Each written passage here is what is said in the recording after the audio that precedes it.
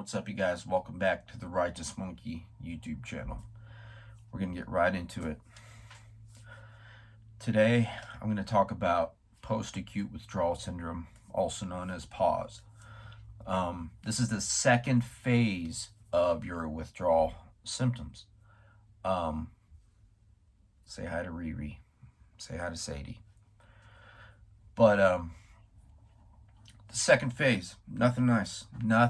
This is basically your brain recalibrating after, your immediate detox. After a certain amount of time, your brain and everything inside your body is recalibrating.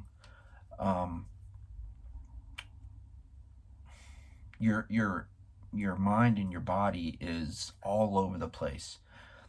For me, the worst part about PAWS was the anxiety, and the physical and mental anxiety that your body experiences, and the highs and lows. I had really high highs and really low lows. So when I say I had really high highs, I'm not talking about getting lit, nothing like that. I'm talking about when I was happy, I was really happy, in a real good mood. And my lows, I was experiencing like a temporary depression. Everything was intensified. And I was real irritable. Real irritable.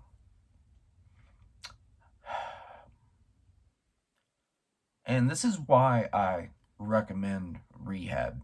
I'm not affiliated with any rehabs, nothing like that. But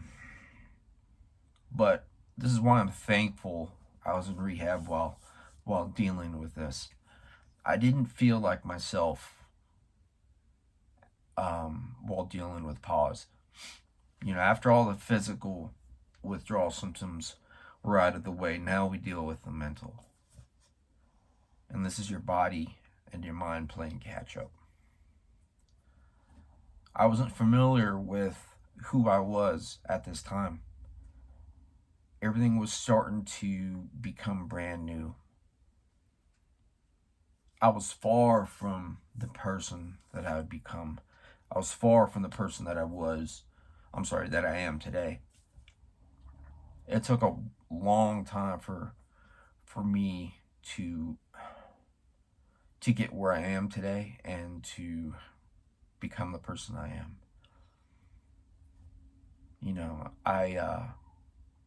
I'm 4 years in my recovery, and I'm barely starting to figure out who I am.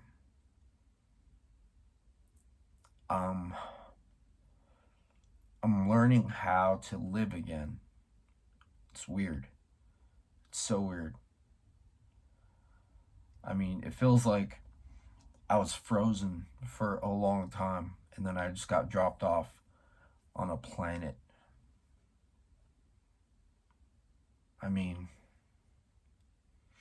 There's really no other way to experience it unless you've been through it. You're not going to be able to understand what it feels like to learn how to live again.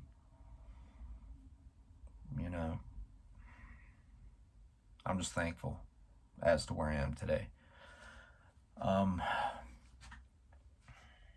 If I wasn't in rehab while dealing with PAWS, I don't think I would have made it. I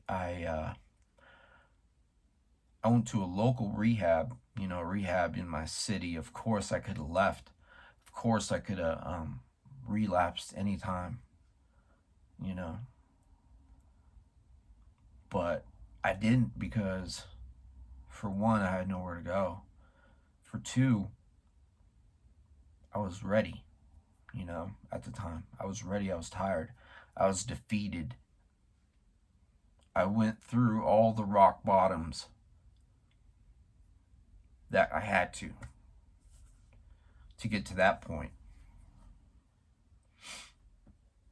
And I was ready to deal and face anything that was coming my way. I woke up every morning like, bring it on. Bring it on, world. Bring it on, life. There's nothing that you could do to bring me down.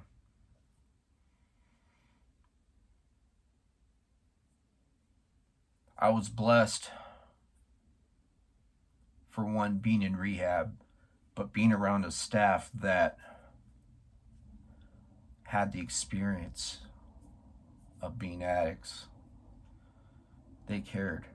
They were there. They knew what we were going to be facing at the first few months of our recovery. If I didn't have that structure, I wouldn't have made it. Wouldn't have made it. It's a real tender part of your recovery. The first year is real tender. That's why I believe having a strong routine, a solid routine, your first year, it's very crucial, man. It's crucial.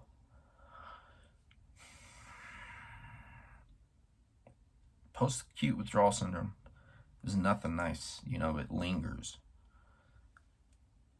My anxiety was through the roof. My hands and my feet were sweating. I didn't know why.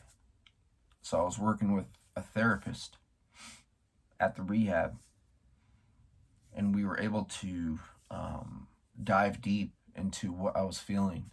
He was asking the questions, and I was telling him. I put all my trust and my faith in him.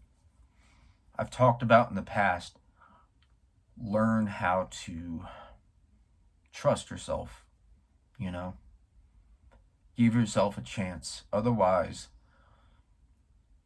you're not going to get what you want out of that experience. Something like that. You got to be open. You got to speak out. You got to be vulnerable. Learn to be vulnerable. That's the only way you're going to be okay. That's the only way you're going to be able to tolerate it. Do the research and prepare a game plan. If I could give a class and a course on how to develop strong routines while you're in treatment, I would. I really would. I think it'd be dope to be able to travel to different rehabs, work with different addicts, talk to them and be able to help them develop a strong routine. Each minute that I was there was structured. It had to be. I didn't want to get complacent in rehab. That didn't work out for me in the past. I ended up leaving and getting high while I was in another rehab. But this last one, it wasn't a self-paid rehab. It was just like a lower tier, lower end rehab. All the rehabs are pretty much the same, aside from the amenities. You're going to have the staff, you're going to have the programs, you're going to have the structure.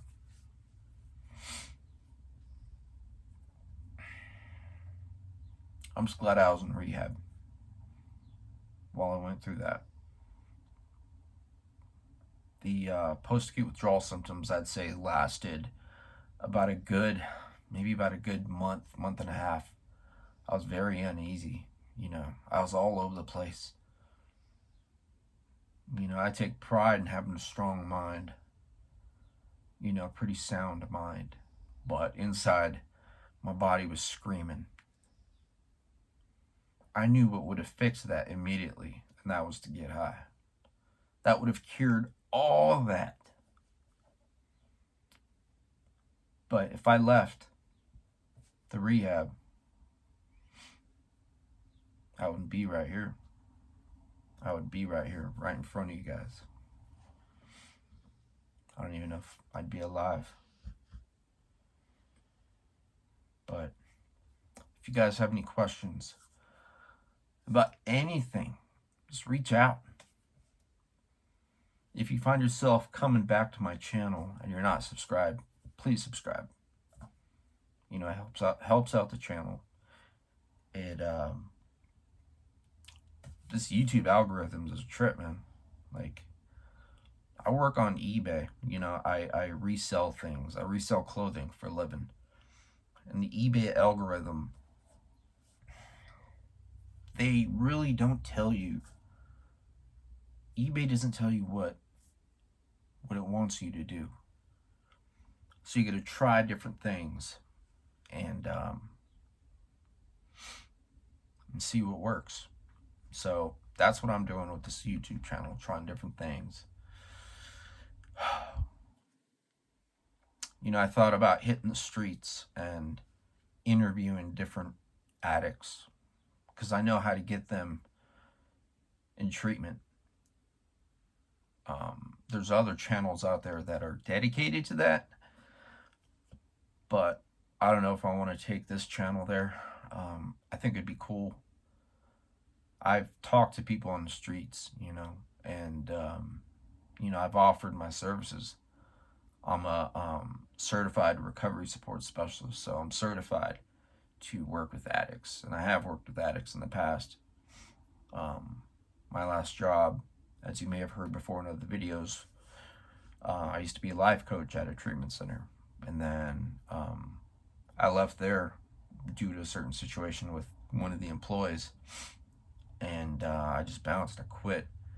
Thankfully, I was doing my business, my reselling on the side, and I was able to grow that, and that is sustaining me right now financially. But yeah, talk about a tangent. Let me bring this back. But yeah, if you find yourself watching my videos and you're not subscribed, please subscribe. Hit that like button. That's all I ask, you know. Let's get this message of hope out to people that need it. I